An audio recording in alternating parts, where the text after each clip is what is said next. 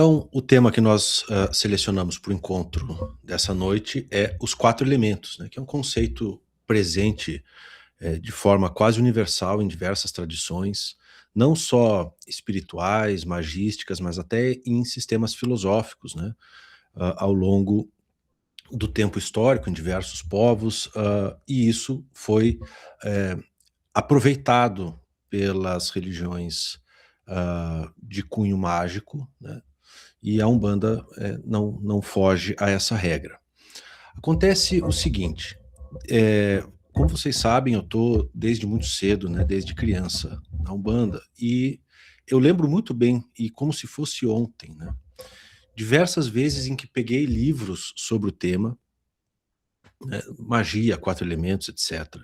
Ou mesmo aulas de que participei como ouvinte, né, como aluno, ou mesmo conversas entre irmãos, entre integrantes de uma mesma tradição, eu sempre me sentia como se eu fosse a única pessoa que não estivesse entendendo direito o que estava sendo dito. Então eu lia, ouvia expressões como: o médium magista está ali manipulando a energia eólica, manipulando a energia ígnea, hídrica, telúrica, etc. E eu, por um tempo, como muita gente, eu achava que eu estava entendendo alguma coisa. No início a gente acaba achando que só porque a gente conhece o sentido dicionarizado de certos termos, parece que a gente entendeu o assunto. Mas logo em seguida eu comecei a perceber que eu não estava entendendo bem. Eu falei, mas que raios é manipular o ar? Manipular a água? Sei lá, eu estou pegando um copo d'água aqui, eu estou literalmente manipulando a água, né? Manipular é pegar com a mão, né? Mas não está acontecendo nada de eu segurar esse copo d'água. Né? Como assim manipular? O que essas pessoas estão querendo dizer quando dizem manipular os quatro elementos? Eu não sei. E eu olhava para as pessoas e as pessoas estavam fazendo assim com a cabeça, concordando, né? E, portanto, presumivelmente estavam entendendo. E eu olhava para elas e falava assim, elas estão entendendo e eu não estou entendendo. E eu comecei a achar que tinha algo de errado comigo, né? Mas não demorou muito tempo até eu perceber que elas também não estavam entendendo muito bem. Né? Porque havia uma certa indisciplina, uma falta de rigor conceitual, uma certa falta de estofo filosófico e de terminologia mesmo, né, de conceitos rigorosos, que trouxesse clareza sobre o assunto. Né? Então, o uso dessas palavras é um pouco frouxo, é um pouco inconsistente, é um pouco mole, tem a consistência de uma gelatina. Então, a gente fala esses termos, ar, fogo, água, terra, manipulação, movimentação, está movimentando a energia eólica, ígnea, hídrica, telúrica, etc. E a gente acha que com isso a gente está falando alguma coisa. Né? Mas quando a gente não é entendido, a gente só. Aliás, às vezes por nós mesmos, a gente mesmo não entende o que a gente está falando, a gente só está, na verdade, emitindo sons. Né? Porque não está tendo o momento da compreensão de um determinado conceito. Né? Isso é comum em vários contextos. Eu gosto de estudar matemática com meu filho e notei que o ensino que ele tem recebido de matemática não é conceitual, né? É operativo. Então, você tem que aprender a fazer certas contas. Né? Você tem que aplicar certas fórmulas. Né? E eu lembro bem, isso já não é de agora, acho que faz 1 ou 2 anos, ele teve a matéria de fração. Né? E a gente chegou para fazer os exercícios, eu fui acompanhar ele foi logo fazendo ali ó, a, os exercícios, e eu falei, mas calma aí, João, só um pouquinho. O que é uma fração? Ele falou, como assim, pai? Não entendi a pergunta. Eu falei, não é que você não entendeu a pergunta é perfeitamente clara. O que você não entendeu é o que é uma fração. Né? Ele arriscou. Ele falou, é um número em cima do outro. Ó, que maravilha, né? Ele tinha, do conceito de fração, ele só tinha alguma ideia da sua notação gráfica. E ele confundia o conceito com a aparência gráfica, com o sistema de notação, que é um número com um traço em cima do outro. Aí eu peguei uma barra de chocolate, o João Pedro é vidrado em chocolate, né? Eu peguei ali um chocolate, tirei um dos tabletes, um dos quadradinhos do chocolate, mostrei para ele e falei, ó, isso aqui é uma fração do todo que era a barra de chocolate. Isto aqui é a fração. Fração é isto. Ele levou um susto. Ele não conseguiu estabelecer uma relação entre o que eu estava mostrando para ele e o conceito e os exercícios que ele aprendeu com a professora de matemática dele. E aí eu fui reconstruindo a compreensão dele, começando por uma imagem, né, uma imaginação adequada, que é um pedaço do chocolate de um todo, né, uma parte de um todo. Fui para a parte conceitual e depois fui para a parte de operação, né? E ele falou, até outras pessoas ouviram, minha mãe ouviu tal, e ele falou assim, mas pai, por que minha professora não ensina como você ensina?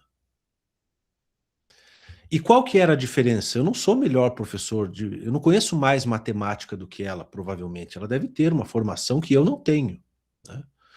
Mas eu... qual que era a virtude pedagógica que estava em jogo ali? Era dar o conceito de alguma coisa. Então, é a famosa pergunta, o que é X, né? O que é fração? O que são 4 elementos? O que é magia? Essa é a pergunta que muitas vezes a gente não faz e a gente salta por cima dessa pergunta e já vai logo querendo resolver os exercícios. Isso acontece também na vida de terreiro, né? Eu acho que isso acontece com o conceito de ar, fogo, água, terra, energia eólica e todas as outras energias, forças sutis, uma série de conceitos que a gente usa toda hora, mas a gente não tem uma compreensão tão clara do que essas palavras significam. Então, eu quero dedicar a minha breve exposição a mostrar para vocês que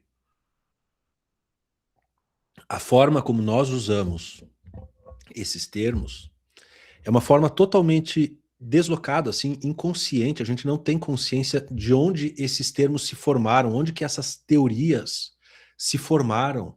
A teoria dos 4 elementos, onde que isso se formou, onde que isso se consolidou, para que fins, o que que significavam exatamente essas coisas, qual que é a definição, o conceito de elemento, né? E é de assustar um pouco essa situação, porque essa é uma informação que está facilmente disponível, sobretudo hoje em dia, né? Mas a gente não se dedica a fazer esse trabalho de base, a pegar um pedacinho do chocolate e falar, olha, isto aqui é a fração, né? Então, claro que o encontro de hoje não vai dar conta de toda a extensão desse assunto, mas eu espero contribuir de uma forma muito básica, no sentido literal de dar uma base conceitual para que vocês possam continuar as reflexões, os estudos, as pesquisas, e claro que isso tem repercussão na prática de terreiro de todos, né? Então vamos lá, vamos fazer um rastreamento histórico de onde essas coisas, de onde se tem notícia de se falar em 4 elementos, né? Então, eu vou falar de forma bastante rápida de basicamente quatro setores, né, no tempo e no espaço em que isso aconteceu. O primeiro deles é na Grécia Antiga, ali pelos séculos VI e V antes de Cristo, tá, com os filósofos chamados de naturalistas, ou pré-socráticos, aqueles que vieram antes de Sócrates, né? Esses filósofos, eles estavam mais preocupados com um tipo de problema filosófico, que era um problema quase científico, nos termos de hoje, né? Que era o seguinte problema, do que é que as coisas são feitas.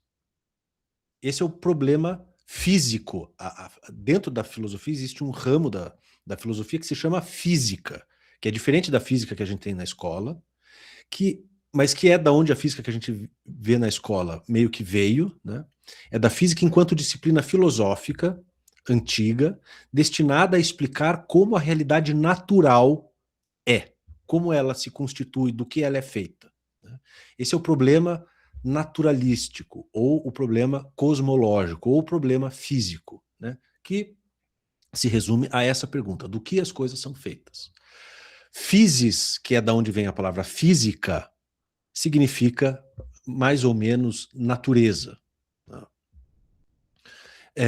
Então veja, esses filósofos estavam formulando uma hipótese quase científica da constituição da matéria. Não tinha nada de sobrenatural, nada de místico, de divino. Né? Não se trata de forças divinas, sobrenaturais. Eles eram como que os cientistas da época. Eles estavam querendo entender do que as coisas são feitas. Né? Então eles queriam explicar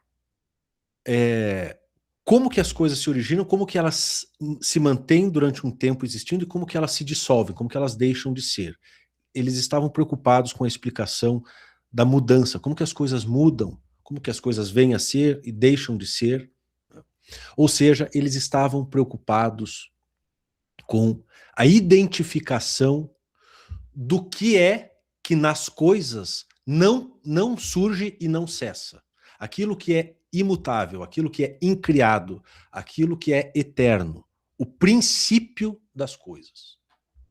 Esse era o termo, inclusive, que eles usavam, né? Arqué, da onde vem arcaico, da onde vem arquétipo. Arqué significa princípio, origem. Né? E eles estavam, então, cada um dentro da sua formulação, tentando identificar qual é o princípio ou os princípios invariáveis da realidade, né? Da realidade natural. Esse princípio é aquilo de que tudo é feito e aquilo em que tudo se dissolve depois que morre, digamos assim. Né? É a realidade primeira, fundamental, é aquela que nem vem a ser, nem deixa jamais de ser. Né? Então, existe um outro termo que surge nesse contexto, que é substância. Vejam que interessante. Substância é aquilo que está embaixo. Estância é estar, né? O verbo estar. Sub é embaixo. Ou seja, estavam querendo identificar aquilo que estava por trás das aparências, por baixo desse teatro de mil formas, né? Que é a realidade sensível, a realidade visível, a realidade natural. Né? Substare, aquilo que está abaixo ou por trás das aparências. Esse é um outro termo para esse princípio. Né? Então, princípio, substância, e agora a palavra elemento também vem daí. Né? Vocês lembram do Dr. Watson falando, do Sherlock Holmes falando para o Dr. Watson, né? É elementar, meu caro Watson. Né? Elementar é aquilo que é primário, é aquilo que não é constituído por outra coisa. É aquilo de que tudo deriva. O elementar é o essencial de algo. Né?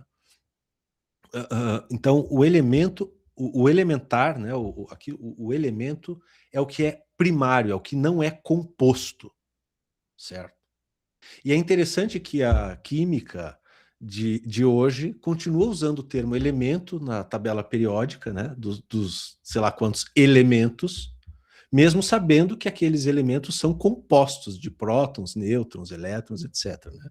É quase uma contradição em termos chamar de elemento algo que é composto de outras coisas mais primárias. Né? Então, essa é só a contextualização. Tá? Esses filósofos naturalistas, então, estavam atrás disso, de uma explicação da realidade natural. E aí existiam aqueles que eram monistas, aqueles que acreditavam que o princípio era um só, e outros que eram pluralistas, de que havia vários princípios irredutíveis. Tá? Os exemplos de filósofos monistas, o Tales de Mileto dizia, tudo é feito de água. Água é o princípio, tá? É o arqué. O Heráclito dizia que era o fogo. O Anaxímenes dizia que era o ar. O Xenófanes dizia que era a terra. E aí vieram alguns filósofos pluralistas, como o Empédocles, e vocês vão ficar muito admirados com a formulação do Empédocles, todos os que estudam um pouco de esoterismo, magia, etc. Né? O Empédocles parece um macumbeiro teorizando sobre a encruzilhada na Grécia Antiga. Né? Ele recepciona essas formulações do Tales, do Heráclito, do Anaxímenes, do Xenófanes, e fala, ó, todos vocês têm razão. E eu estou formulando aqui um negócio chamado teoria dos 4 elementos. Não tem um elemento só. As coisas não são feitas de uma só coisa. As coisas são feitas de combinações entre 4 princípios essenciais, que são o ar, o fogo, a água e a terra. E todas as coisas decorrem de combinações desses 4 elementos em quantidades diferentes. Só que como esses 4 elementos são totalmente diferentes entre si, são 4 qualidades irredutíveis, primárias, eles não interagiriam entre eles se não fossem 2 forças que são as responsáveis pela existência da realidade natural, que são, respectivamente, o amor e o ódio, a união e a separação, ou, para um bandista esotérico médio, ficar, pasmo, agregação e desagregação. Né? Então, na medida em que esses elementos se aglutinassem, eis aí a força do amor, ou eros. Né? E quando eles se separam, é por conta de polemos, né? Da onde vem a palavra polêmica, por exemplo, que é separação, é aversão. Né? Então, essas seriam as 2 forças motrizes que fariam essa roda dos 4 elementos girar, ora num sentido de agregação, ora num sentido de desagregação. Esse é o Empédocles de Agrigento, certo? É um filósofo que é pluralista e que primeiro inventou, então, pelo menos no Ocidente, a chamada teoria dos 4 elementos. Já encerrei o primeiro bloco da minha exposição, que é da formulação grega pré-socrática sobre os 4 elementos. Não preciso dizer que essa teoria, enquanto física descritiva, explicativa da realidade natural, é uma teoria caduca, ela é falsa, não se sustenta. Nenhum cientista irá dizer que temos razão se dissermos que as coisas são literalmente feitas de terra, água, fogo e ar. Essa foi uma primeira tentativa de explicação física da constituição da natureza, mas enquanto teoria científica, enquanto proposta de explicação empírica da realidade natural, essa teoria é completamente falsa e caduca. Ela não serve senão como curiosidade histórica. Não tem mais nenhum valor, tomada literalmente. Né? Um segundo eixo, né, em que os 4 elementos aparecem, e que, claro, bebem dessas formulações especulativas, filosóficas, etc., é o campo da alquimia, da magia, do hermetismo, né? Que são tradições gregas também, helenísticas, medievais e até renascentistas. Então é um grande arco, são muitos séculos, né, de teorias e práticas alquimistas, magísticas, herméticas, etc. Só que aqui, nesse contexto, eles não estão mais preocupados em descrever a realidade, em explicar a constituição física da realidade.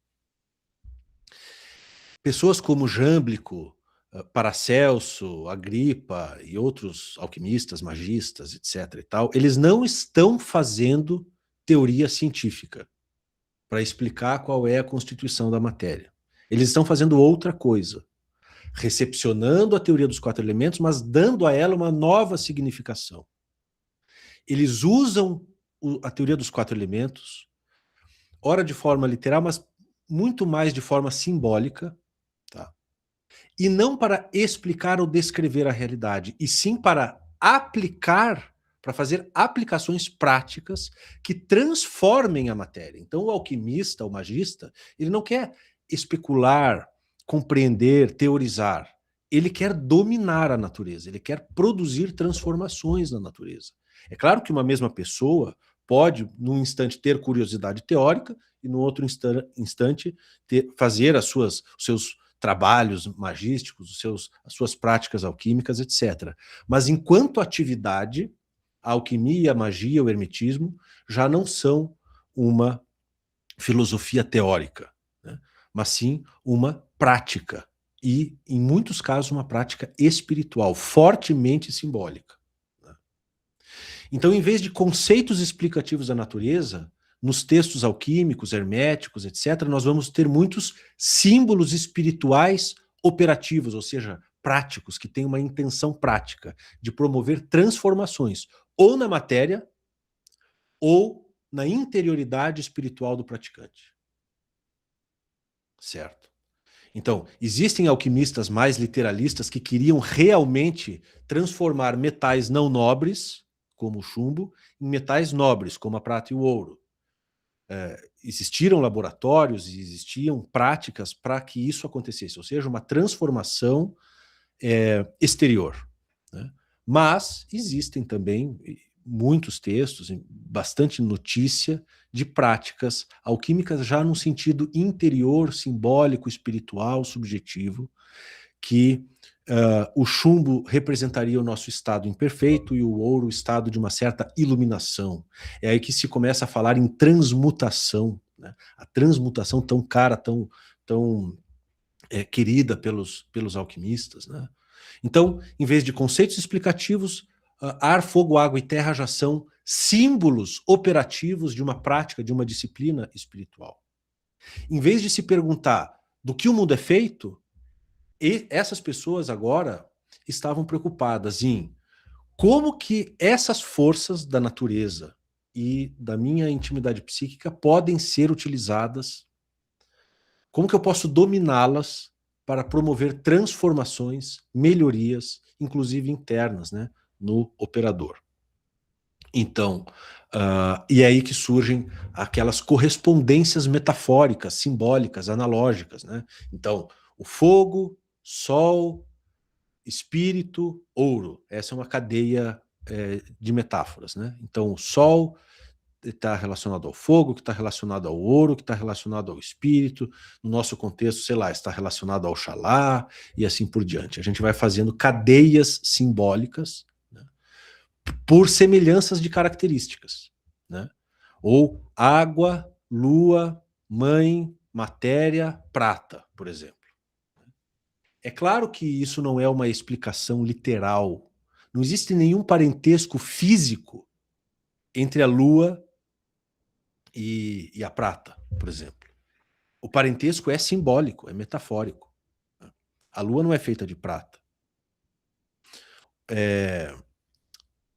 E aí você já começa a perceber diferenças bastante grandes, né? O fogo do Heráclito, por exemplo, é muito diferente do fogo alquímico.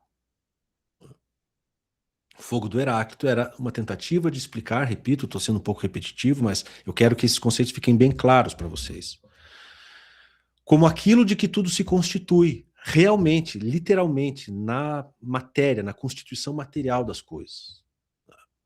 O fogo alquímico, não. O fogo alquímico, por exemplo, o meu intelecto tem um certo poder ígneo, em certo sentido. Em certo sentido, ele é fogo, porque ele pega um fato bruto e ele transforma, ele decompõe, ele queima aquele fato, reduzindo ele às suas partículas mais simples, que seriam as cinzas. Então, nesse segundo setor que teoriza os 4 elementos, eles são, então, símbolos operativos mais do que conceitos descritivos. Um terceiro setor, e aqui eu vou passar voando para não ultrapassar a minha meia hora, são as tradições indianas, né? Existe também teorização sobre os 4 elementos no contexto do continente pan-indiano. Né?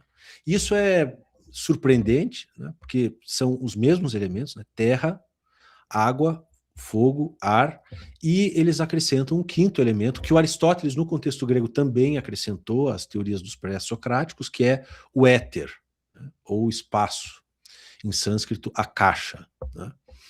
Só que aqui, nas tradições indianas, o componente simbólico também é bastante acentuado. Tá?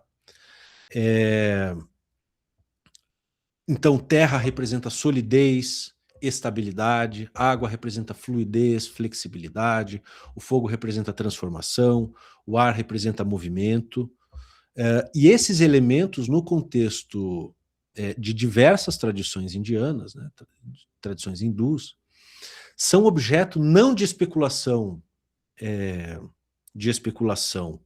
científica, filosófica, nem com impulsos magísticos, mas, sobretudo, objetos de visualizações, processos de imaginação ritual, em que você faz a terra se dissolver na água, a água se dissolver no fogo, o fogo se dissolver no ar, o ar se dissolver no espaço da pura consciência, né?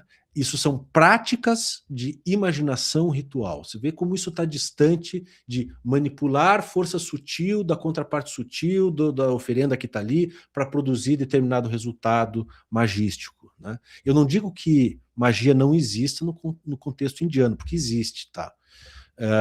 Mas o tratamento que eles dão para a teoria dos 4 elementos fica muito longe de se reduzir às suas aplicações mágicas, né, magísticas. Eles dão um tratamento refinadíssimo do ponto de vista imaginativo, simbólico, subjetivo. Inclusive na Índia, a própria distinção entre consciência e matéria não é tão marcada como no Ocidente, né? Então, a própria matéria, no contexto da cosmologia hindu, é algo que não é tão distinto de consciência, não é algo tão distinto de Deus mesmo, né, do divino. Então, mas isso demandaria vários encontros só sobre isso, né? Por hora, vamos ver que mais esse terceiro setor em que nós vemos a recorrência da teoria dos 4 elementos, o tratamento que se dá a ele é um tratamento marcadamente simbólico, imaginativo e espiritual, tá? E aí nós chegamos finalmente ao quarto nicho social em que nós vemos a recorrência da teoria dos 4 elementos, né? Nós vemos em diversos tratados ocultistas, teosofistas, dentro do contexto da espiritualidade New Age, né, da nova era, muitas referências a ar, fogo, água e terra, né?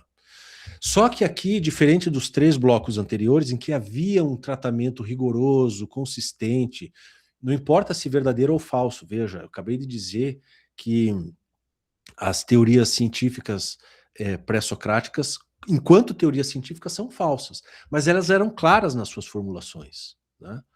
Agora aqui, na ambiência ocultista, teosofista, New Ager, vamos chamar assim, né, o uso das palavras já começa a ficar muito deslizante, né?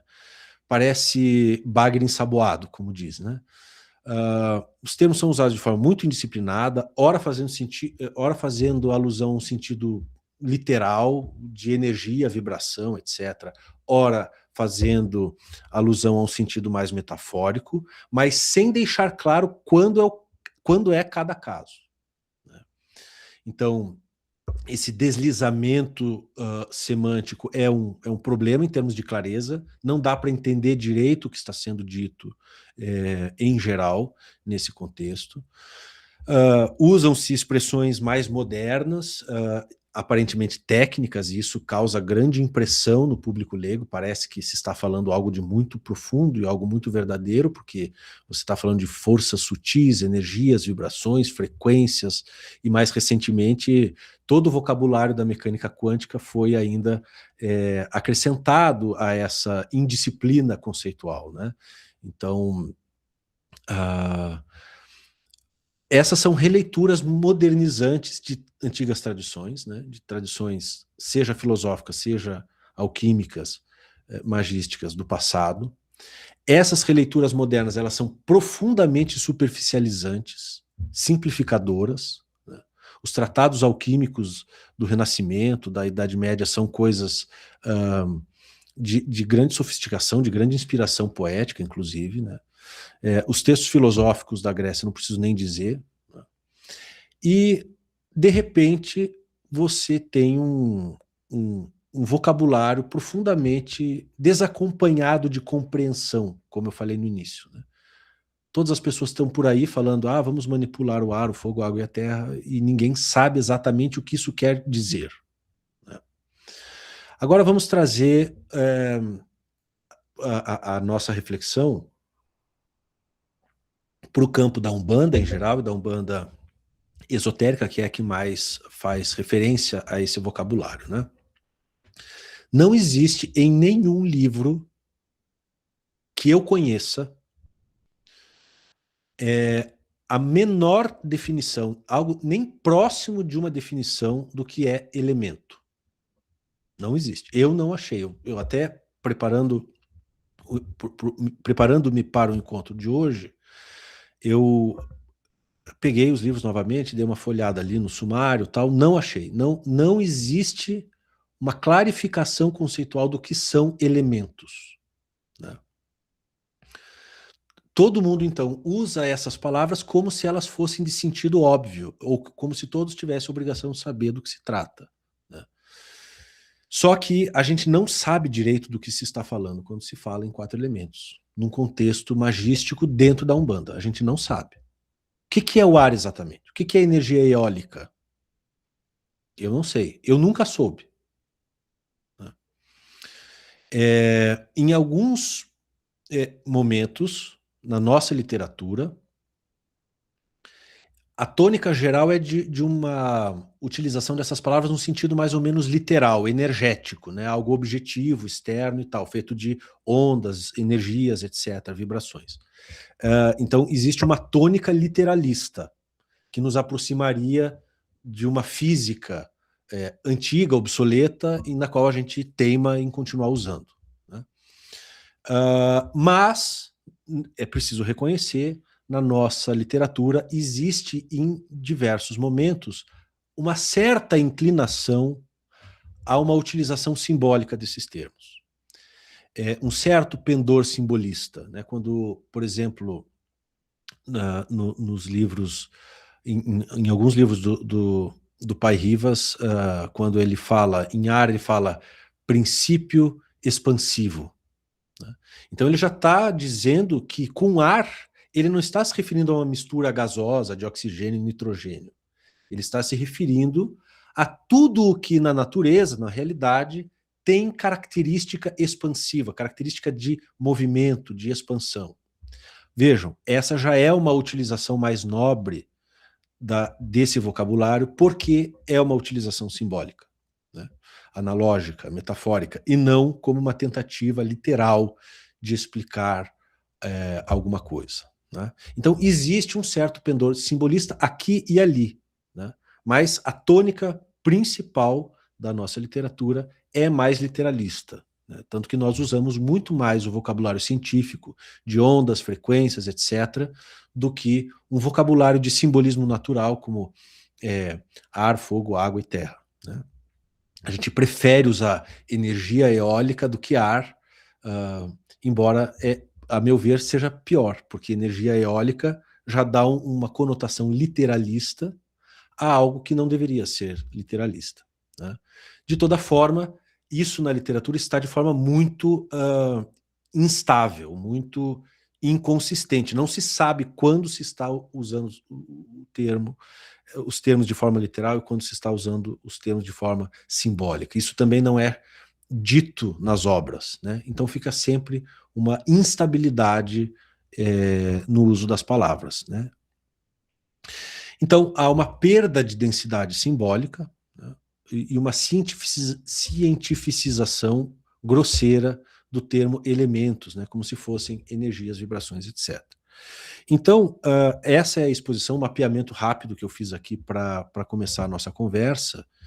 E eu queria, então, que agora na segunda parte, eu estou muito curioso para ouvir de vocês se vocês tiveram, como eu, essa dúvida, né? Mas será que só eu não estou entendendo, né? Será que tem alguma coisa de errado comigo, porque está todo mundo fazendo assim com a cabeça, e eu não entendo o que significa o médium magista manipular a energia eólica, né? Eu nunca soube isso. O que nós estamos querendo dizer quando nós usamos essas palavras, né? Afinal de contas, o que nós queremos dizer? O que está acontecendo na realidade, segundo a nossa imaginação, quando nós usamos essas palavras, né?